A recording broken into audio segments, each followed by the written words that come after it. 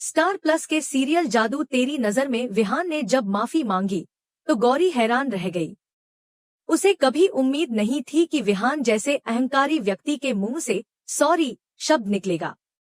गौरी ने विस्मय से पूछा कि आखिर उसे क्या हो गया है, कहीं उसे कोई मानसिक समस्या तो नहीं है। इस पर विहान ने स्वीकार किया कि उसकी मां के प्रति उसके गहरे लगाव ने ही उसे गलत रास्ते पर धकेला था। उसने स्वीकार किया कि उसका अतीत उसके बर्ताव पर भारी पड़ रहा था और उसने गलतियां की हैं। विहान ने गौरी से वादा किया कि अब से वह उसे हमेशा खुश रखेगा और उसका ख्याल रखेगा। वह उसे भरोसा दिलाता है कि वह उसकी हर खुशी का ध्यान रखेगा और उसके लिए कुछ भी करने को तैयार रहेगा। अर्जुन के प्रोत्साहन से विहान ने आगे बढ़कर गौरी को यह भी कहा कि वह उसके लिए नाश्ता बनाएगा और उसे अपने प्यार से सराबोर कर देगा। लेकिन जैसे ही वह बोल ही रहा था कि उसका ब्लूटूथ उसके कान से गिर गया और वह अचानक भूल गया कि वह क्या कह रहा था। इस असहज स्थिति में खुद को असुरक्षित महसूस करते हुए विहान ने कबूल किया कि वह इस दुनिया में बिल्कुल अकेला है। उसके पास सब कुछ है, पैसा है, शोहरत है, लेकिन फिर भी वह अंदर से अकेलापन महसूस करता है। गौरी ने जब उससे पूछा कि अगर वह खुद ही अकेला है तो वह उसकी देखभाल कैसे करेगा, तो विहान ने अपनी दौलत और ऐशो आराम का बखान करना शुरू कर दिया। उसने कहा कि उसके पास इतना पैसा है कि गौरी को जिंदगी में कभी भी किसी चीज की कमी नहीं होगी। उसने उसे भरोसा दिलाया कि उसे फिर कभी काम नहीं करना पड़ेगा और वह उसे रानी की तरह रखेगा। वह उसके लिए एक आलीशान जिंदगी की तस्वीर पेश करता है, जहां उसे सिर्फ आराम करना होगा और उसकी हर जरूरत का ख्याल रखा जाएगा। लेकिन गौरी को यह सब सुनकर गुस्सा आ गया। उसने विहान की आंखों में देखा और जवाब दिया कि उसे एक पत्नी नहीं, एक नौकरानी की तलाश है। उसने साफ कहा कि अगर उसे किसी के आदेशों के तहत जीना पड़े तो वह मरना पसंद करेगी। उसने विहान को चेतावनी दी कि वह उससे दूर रहे और उसकी जिंदगी में दखल देना बंद करे। गौरी के इस जवाब से विहान हैरान रह गया। वह समझ नहीं पा रहा था कि आखिर उसने ऐसा क्या गलत कह दिया जो गौरी को इतना आहत कर गया। उसने गौरी को समझाने की कोशिश की, लेकिन गौरी ने उसकी एक भी बात सुनने से इनकार कर दिया। उसने साफ कह दिया कि वह अपनी जिंदगी अपने हिसाब से जिएगी और किसी के पैसे या सहारे की मोहताज नहीं है।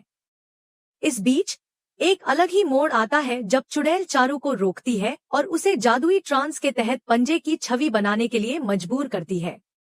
चुड़ैल अपनी शक्तियों का उपयोग करके चारू को पूरी तरह अपने वश में करने की कोशिश करती है। चारू पर धीरे धीरे चुड़ैल का असर होने लगता है और वह उसके आदेशों का पालन करने लगती है। चारू के चेहरे पर भय और असहायता के भाव स्पष्ट दिखाई देने लगते हैं। वह पूरी तरह से चुड़ैल के जादू के प्रभाव में आ चुकी थी। तभी गौरी वहां पहुंचती है। गौरी को एहसास हो जाता है कि कुछ गलत हो रहा है। उसने तुरंत स्थिति को भांप लिया और चारू को बचाने के लिए आगे बढ़ी। उसने चुड़ैल के सामने खड़े होकर उसे चुनौती दी। चुड़ैल ने गौरी को डराने की कोशिश की, लेकिन गौरी ने हिम्मत नहीं हारी। उसने अपनी पूरी ताकत लगाकर चारू को चुड़ैल के प्रभाव से बाहर निकालने की कोशिश की। गौरी के हस्तक्षेप के कारण चुड़ैल को पीछे हटना पड़ा और वह चारू पर पूरी तरह से नियंत्रण नहीं रख सकी। चारू को बचाकर गौरी ने उसे अपने पास बुलाया और उससे पूछा कि क्या हुआ था। चारू ने कांपते हुए कहा कि उसने कुछ अजीब देखा था। उसे लग रहा था कि कोई उसके दिमाग पर नियंत्रण कर रहा है। गौरी ने उसे शांत किया और कहा कि उसे अब चिंता करने की जरूरत नहीं है। उसने चारू को घर जाने की सलाह दी और कहा कि वह अब सुरक्षित है। हालांकि गौरी जानती थी कि यह मामला इतना आसान नहीं है। चुड़ैल की शक्तियां अब भी सक्रिय थी और वह किसी भी वक्त वापस आ सकती थी। गौरी ने चारू को सुरक्षित रखने की पूरी योजना बनाई। उसने ठान लिया कि वह इस लड़ाई को खुद लड़ेगी और किसी को भी अपने परिवार को नुकसान नहीं पहुंचाने देगी। गौरी जानती थी कि यह सिर्फ शुरुआत थी और असली जंग अभी बाकी थी। दूसरी ओर विहान गौरी के इन शब्दों से आहत था। उसने कभी नहीं सोचा था कि गौरी उसके प्यार और देखभाल के इरादों को इस तरह से ठुकरा देगी। विहान ने अर्जुन से इस बारे में बात की तो अर्जुन ने उसे समझाया कि गौरी को सिर्फ पैसे और ऐशो आराम की जरूरत नहीं है, उसे एक ऐसा इंसान चाहिए जो उसे समझे, उसके दुख और तकलीफ को महसूस करे। अर्जुन ने विहान को यह एहसास दिलाया कि सिर्फ पैसे से रिश्ते नहीं चलते। विहान ने अब ठान लिया कि वह गौरी को गलत साबित करके रहेगा। उसने फैसला किया कि वह गौरी को यह दिखाएगा कि वह सिर्फ दौलत और ऐशो आराम का गुलाम नहीं है, बल्कि एक सच्चा इंसान है जो सच्चे दिल से उससे प्यार करता है। उसने खुद से वादा किया कि वह गौरी का भरोसा जीतकर रहेगा। दूसरी ओर गौरी को यह एहसास हो गया था कि चुड़ैल का खतरा अब भी बना हुआ है। उसे समझ में आ गया था कि अब उसे सिर्फ अपने परिवार की रक्षा ही नहीं करनी है, बल्कि चुड़ैल के काले जादू का भी सामना करना है। गौरी ने खुद से वादा किया कि वह किसी भी हाल में हार नहीं मानेगी और अपने परिवार को हर खतरे से बचाएगी। बाद में गौरी ने विहान को अपने घर में गहनों और कपड़ों के साथ बैठे हुए पाया। विहान के इस तरह से वहां बैठने पर गौरी को हैरानी हुई, लेकिन उसने अपने चेहरे पर कोई प्रतिक्रिया नहीं दिखाई। रेखा ने गौरी की तारीफ करते हुए उसे भाग्यशाली कहा। रेखा की बात सुनकर गौरी ने हल्की मुस्कान दी, लेकिन उसके मन में कई सवाल उठ रहे थे। तभी विहान ने रेखा के नाचने का एक वीडियो गौरी को दिखाया। गौरी ने बेफिक्र होकर जवाब दिया कि वह उसे ब्लैकमेल नहीं कर सकता क्योंकि उसकी मां के बारे में सब कुछ पहले से ही सबको पता है। उसने आत्मविश्वास के साथ कहा कि विहान के पास ऐसा कुछ नहीं है जिससे वह उसे डराने की कोशिश करे। हालांकि विहान ने रेखा की ओर मुड़ते हुए एक गहरी नजर डाली और कहा कि उसका परिवार अब भी यही मानता है कि वह सिर्फ एक नर्स है।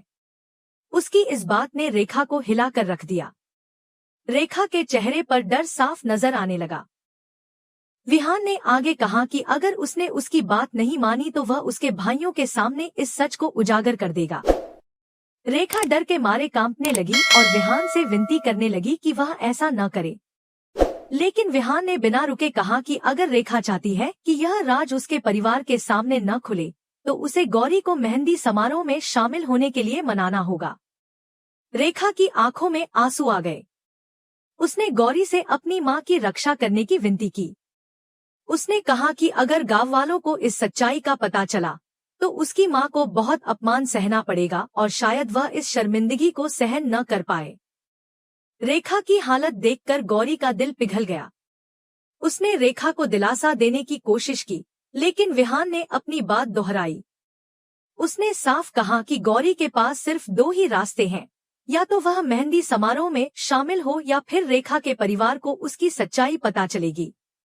इस धमकी के बाद गौरी के पास कोई और विकल्प नहीं बचा था। वह मन ही मन जानती थी कि विहान की बातों को नजरअंदाज करने का मतलब रेखा की जिंदगी को बर्बाद करना होगा। इसलिए उसने अंततः मेहंदी समारोह में शामिल होने का फैसला कर लिया। जैसे ही मेहंदी की रस्म शुरू हुई, विहान गौरी के आने का बेसब्री से इंतजार कर रहा था। रेखा और गौरी की आंखों में आंसू थे, जबकि हर्ष और अर्जुन ने भव्य व्यवस्था को देखकर खुशी जताई। संध्या ने बताया कि इस आयोजन की सारी व्यवस्था विहान ने खुद की थी।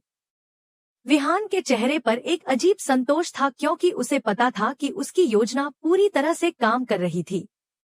मेहमान धीरे धीरे समारोह में आने लगे। विहान ने हर्ष को बताया कि आए हुए मेहमान गौरी के पड़ोसी हैं। हर्ष और अर्जुन भी गौरी के आने का इंतजार कर रहे थे। उनकी उत्सुकता साफ दिखाई दे रही थी। इस बीच चुड़ैल मेहंदी समारोह में अचानक आ गई। उसका आना किसी को भी समझ में नहीं आया। उसने धीमे कदमों से विहान की ओर देखा और फिर उसके सामने सिर झुका लिया। विहान उसकी इस हरकत को देखकर हैरान रह गया। चुड़ैल की इस स्थिति ने वहां मौजूद सभी लोगों का ध्यान खींच लिया। समारोह में मौजूद लोग एक दूसरे को देखने लगे। गौरी भी इस स्थिति को देखकर हैरान रह गई। उसने सोचा कि चुड़ैल आखिर इस तरह क्यों पेश आ रही है। चुड़ैल की आंखों में एक अजीब चमक थी और वह पूरी तरह से विहान के सामने समर्पण करती नजर आ रही थी। विहान की आंखों में भी एक गहरी चमक थी। ऐसा लग रहा था कि उसने चुड़ैल पर भी किसी तरह का नियंत्रण पा लिया है। विहान ने चुड़ैल से पूछा कि आखिर वह यहाँ क्यों आई है। चुड़ैल ने कोई जवाब नहीं दिया। वह बस सिर झुकाकर खड़ी रही। तभी गौरी ने आगे बढ़कर चुड़ैल से पूछा कि वह आखिर क्या चाहती है। चुड़ैल ने धीरे धीरे सिर उठाया और गौरी की आंखों में गहराई से देखा। उसकी आंखों में एक अजीब किस्म की चमक थी। गौरी ने उसकी आंखों में देखने की कोशिश की, लेकिन उसे वहां सिर्फ अंधेरा नजर आया। ऐसा लग रहा था जैसे चुड़ैल की आत्मा पर किसी ने कब्जा कर लिया हो। तभी अचानक चुड़ैल ने गौरी का हाथ पकड़ लिया। गौरी ने खुद को छुड़ाने की कोशिश की, लेकिन चुड़ैल की पकड़ बहुत मजबूत थी। तभी विहान ने बीच में आकर चुड़ैल का हाथ झटक दिया। उसने गुस्से से कहा कि वह गौरी से दूर रहे। चुड़ैल ने एक पल के लिए उसकी बात सुनी, लेकिन फिर उसकी आंखों में वही चमक लौट आई। उसने कहा कि यह सिर्फ शुरुआत है। उसकी आवाज में एक अजीब सी ठंडक थी। उसके शब्दों से ऐसा लग रहा था जैसे वह किसी बड़े खेल की शुरुआत कर रही हो। इसके बाद चुड़ैल ने विहान की ओर देखा और कहा कि वह जानती है कि उसके मन में क्या चल रहा है। विहान ने उसकी बात को नजरअंदाज किया और गौरी की ओर बढ़ गया। उसने गौरी का हाथ थाम लिया और उसे आश्वस्त किया कि सब कुछ ठीक हो जाएगा। समारोह के दौरान रेखा लगातार चिंतित नजर आ रही थी। उसे लग रहा था कि कभी भी कुछ गलत हो सकता है। वहीं विहान के मन में एक अजीब सा आत्मविश्वास था। उसे लग रहा था कि उसने सब कुछ अपने नियंत्रण में कर लिया है। लेकिन गौरी जानती थी कि खेल अभी खत्म नहीं हुआ है। उसने महसूस किया कि चुड़ैल की उपस्थिति कोई साधारण बात नहीं थी। यह एक बड़े खतरे की शुरुआत थी। गौरी ने ठान लिया कि वह इस बार विहान की योजना को कामयाब नहीं होने देगी। उसे पता था कि विहान ने रेखा की कमजोरी का फायदा उठाकर उसे मेहंदी समारोह में बुलाया था, लेकिन अब वह इस खेल को पूरी तरह से पलटने के लिए तैयार थी। विहान की आंखों में चमक थी और गौरी के चेहरे पर एक अजीब सा आत्मविश्वास। दोनों के बीच यह लड़ाई अब एक अलग मोड़ लेने वाली थी।